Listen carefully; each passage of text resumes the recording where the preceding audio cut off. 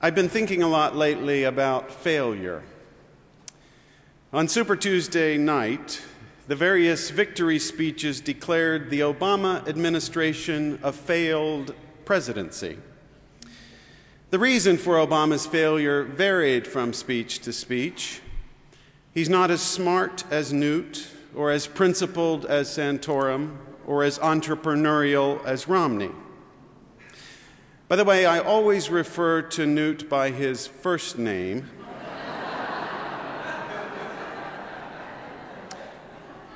Especially when I'm speaking, since the difference between our last names is one you can see but can't hear. Whenever possible, I prefer not to take my own name in vain. Even though Obama's administration has been judged a failure, he presumably could turn things around somehow and make a success of himself. He could come up with a big idea to save Social Security and Medicare, which seems to be Newt's criterion for success. Or he could ensure that government is libertarian when it comes to health care and totalitarian when it comes to reproductive care, as Santorum demands. Or he could just lower the unemployment rate, which seems to be Romney's requirement. I wonder, if Obama met these requirements, would the contenders proclaim him a success and head back home? Here's another thing I wonder about. Does Newt consider himself a failed Speaker of the House since he was forced to resign the post? Does Santorum consider himself a failed senator, given that he lost his re-election bid? Does Romney consider himself a failed governor, given that he almost surely would have lost a bid for a second term? Sooner or later, at least two of these contenders will become failed candidates for president, perhaps for the second time. As to Obama, my guess is that he partly agrees with his critics when it comes to his own shortcomings. It seems that failure is the coin of the political kingdom. If you intend to get anywhere in politics, you had better be good friends with failure. It turns out that the same is true of life. If you intend to get anywhere in life, you had better be good friends with failure. Making your life larger than it already is requires taking some risks. I keep on my desk a book titled, "How Far Will You Go? Questions to Test Your Limits." It's simply a book filled with questions, each of which contains an adjective or adverb in the superlative degree. Words like best, least, most, worst, highest, wildest, and biggest. Here's a sampling of the questions. In what ways are you least understood? What would you most readily die for? What kind of power do you want most? What was the most difficult choice you were ever forced to make? When were you most disappointed in yourself? What one experience do you most desire that you haven't had yet? What was the hardest you ever fought for something? In what area of your life are you neediest? What about the world would you most like to change? What is the biggest risk you've ever taken? The purpose of the book is to ask how large your life is. When it comes to the emotional, physical, vocational, or spiritual dimensions of your life, what's the size of your desire? Do you seek what is good, or what is better, or what is best?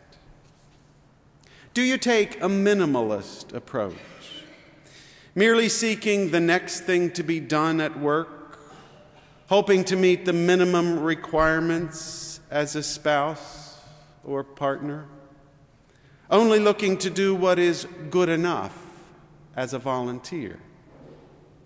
Or does your approach to life reveal a strategy of comparative degree, the better choice for your kids, the harder task at work, the more challenging option in your relationships? Or do you seek life in the superlative degree, take the biggest risks, fight the hardest battles, and desire the most in return? Do you give without measure, love without expectation, and hope without limit? One consequence of trying to create a life larger than the life we now have is that we must inevitably deal with failure. The real issue then is how we deal with failure when it comes. Do we accept it as an opportunity to try again, risk a different path, explore a new way? Or do we take failure as the final word and give up, settling instead for a smaller, safer life? In his book titled Creativity, Flow and the Psychology of Invention and Discovery, Mihai Csikszentmihalyi describes an interview with the inventor Jakub Rabinow, an engineer who holds more than 200 patents. Rabinow says that you need three things to break new ground as an inventor. First, he says you need a lot of data.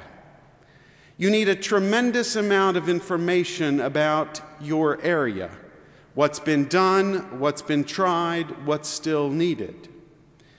To write music, you need to know a lot about music. To write poetry, you need to know a lot about poetry. To build a better widget, you need to know a lot about widgets. And second, you need lots of motivation. You need to exert a tremendous amount of effort over a long period of time. You have to pull the data apart and put it back together in new and different ways, even strange and unusual ways, to create something new. And volume counts. You need to create a lot of music, write a lot of poetry, produce a lot of different widgets.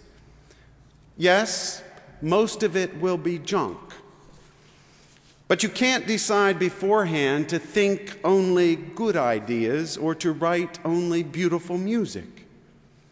In order to give yourself a chance to produce something good or even great, you have to produce a lot of trash as well. But the trash has to be thrown out straight away, which is Rabinow's third point. There's no point in pursuing options that are bound to fail.